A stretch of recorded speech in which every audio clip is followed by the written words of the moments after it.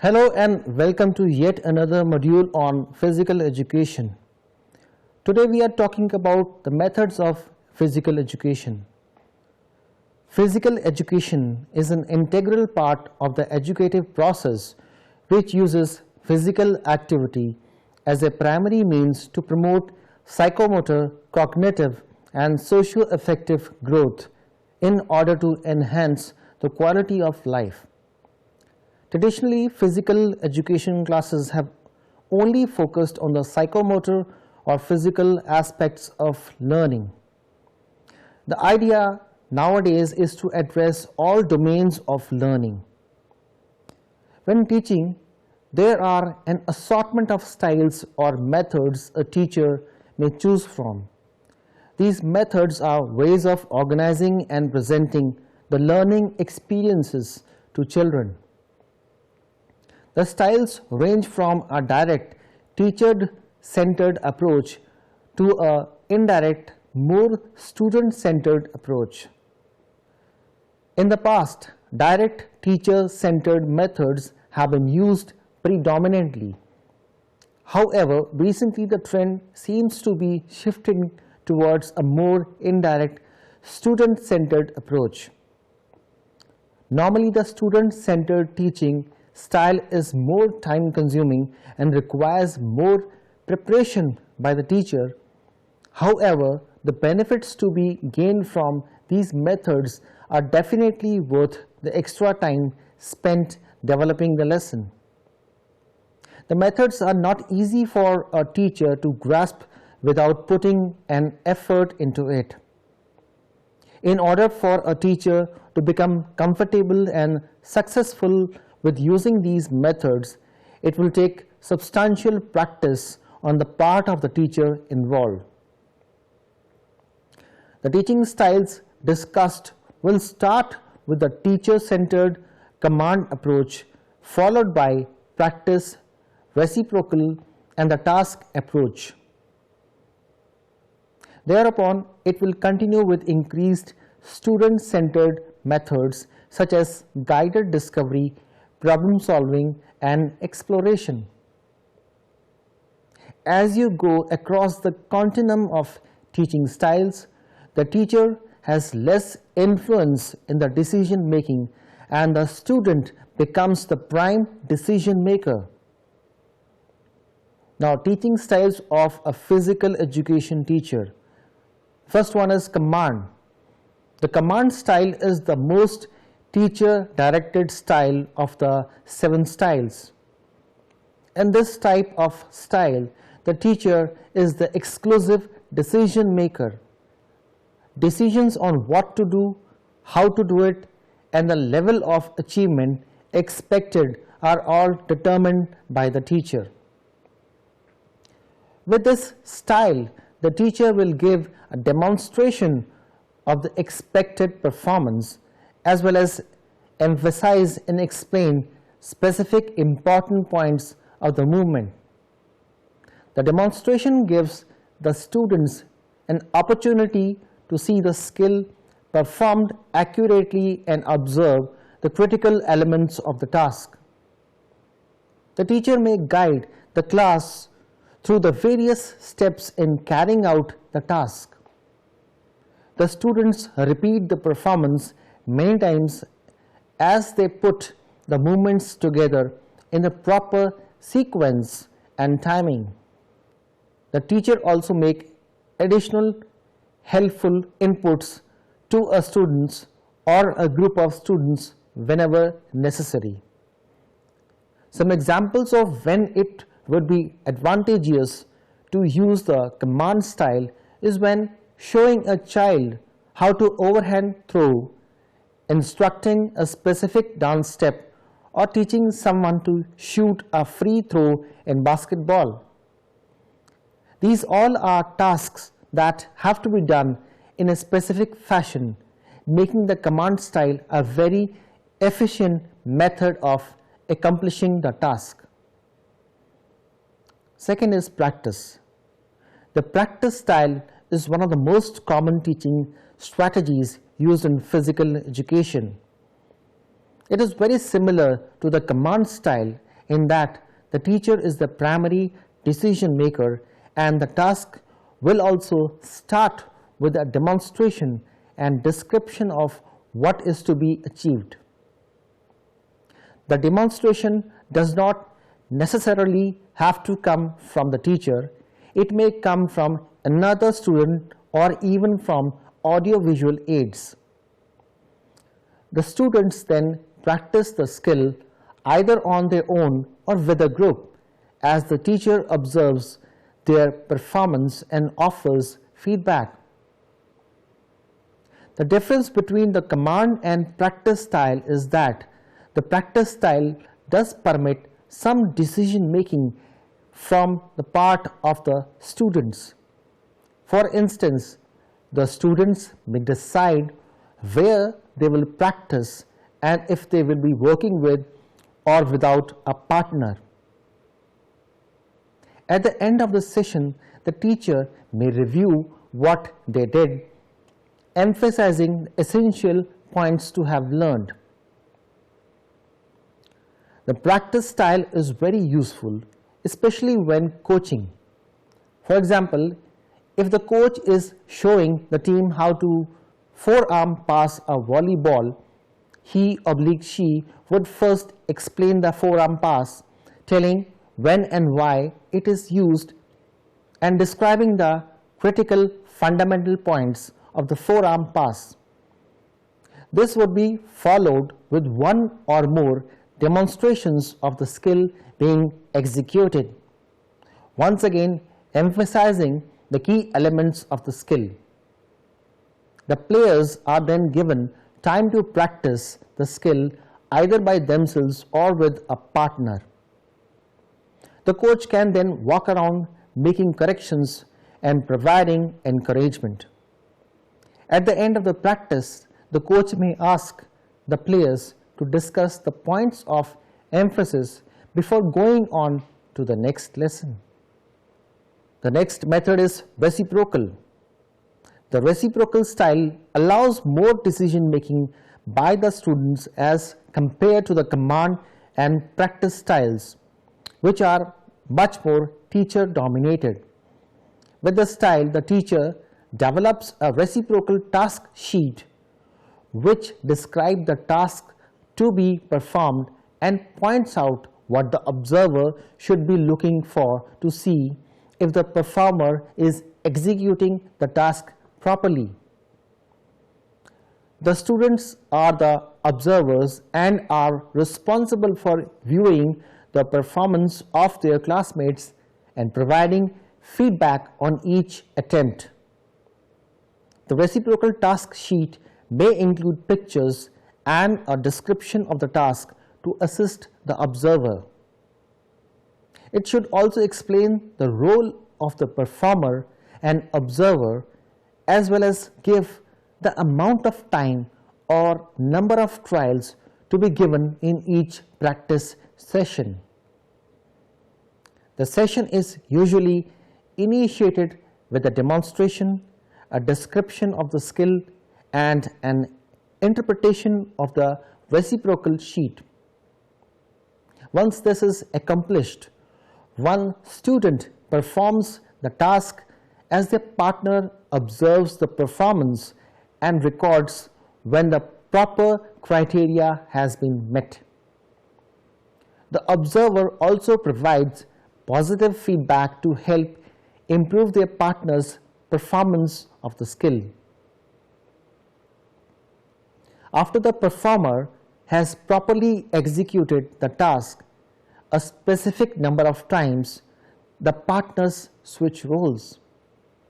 With this style, the duty of the teacher is to walk around, observing the students and clarifying the tasks for both the performer and observer.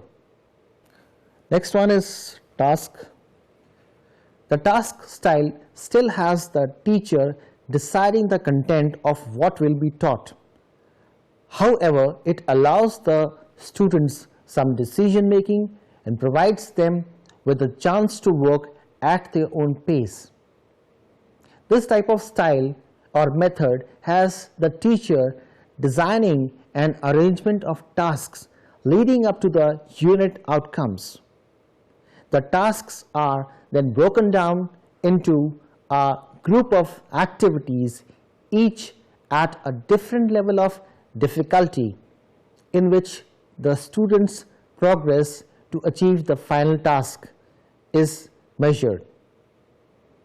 The first level of difficulty should be below the most poorly skilled students, and the activities should gradually increase to a level above the most highly skilled students.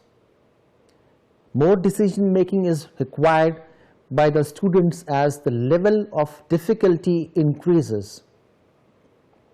During the first stage, that is the lowest level, the teacher presents a task that is broken down into several levels of achievements. All the students are working on the same task. However, the students are allowed to begin at a stage within the task that they feel comfortable with and eventually progress through the activity.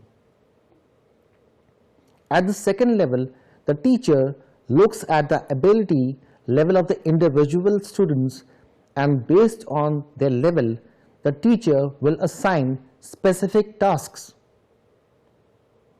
The third level is the highest level, requires the greatest amount of decision making and responsibility by the students. Each student is given a task booklet describing all the tasks to be completed in the unit. The student chooses the tasks they wish to practice and are responsible for working on each task within the unit time. In this style, the teacher is a valuable resource. However, other aids should be provided, such as pictures, books, posters, and even film. If the students are not encouraged to use these other resources, they may become dependent on the teacher for information. The students need to be able to determine when a task has been accomplished. This can either be decided qualitatively or quantitatively, and a partner or the teacher can perform the evaluation. Having the teacher do all of the evaluation may be wasting time. Besides, the students should have the chance to be responsible for their own evaluation and the evaluation of their peers. Next is guided discovery. The guided discovery method crosses over into the student-centered section of the continuum. This approach continues to use the teacher-designed movement tasks. However, it is done in a way that allows the children to make individual decisions about how to move. In other words, the teacher defines the intended outcome of the movement response but does not determine how it will be attained. This method is useful if the teacher is trying to get the students to discover the most desirable movement for a certain task or to develop a new skill. This allows the students to experiment with different movements in order to achieve the desired goal. It will also increase their understanding of why certain movements are more advantageous and effective than others. This method is also an ideal way for the students to discover possible strategies of specific games. The idea behind this method is that the students will make up their own minds about how they will move. However, limitations are enforced that narrows the students' choices, thus limiting the range of movement responses. This eventually leads to the single desired outcome the teacher was looking for. This method permits the students to experiment with the movement to make comparisons with other movement responses and to analyze the possible motor responses. Next is problem solving. The strategy of problem solving is very similar to the strategy of guided discovery, except for one important difference. With the guided discovery approach, there was only one proper way of performing the final movement or task. Therefore, the final outcome would always be the same. With the problem solving approach, several solutions can be the end result. In problem solving, as with the guided discovery, the teacher will present a movement challenge that has certain guidelines. The guidelines may be a limitation on the use of space, directions, or movements permitted. The goal is not to find a single correct answer as with the guided discovery. Instead, the objective is for the students to find as many different solutions to the challenge as possible. Any movement response that fit within the guidelines is totally acceptable. Next is exploration. Exploration is the most student-centered method or style of the continuum. With this style, the students are permitted to move as freely as they desire while staying within the limits of safety. The style is similar to that of problem solving, except the students are exploring the movements in a less restrictive and more natural environment with much less teacher direction. This style can be very beneficial when introducing concepts, ideas, and new equipment. It is also a good way to obtain fresh, unique responses and ideas from the students.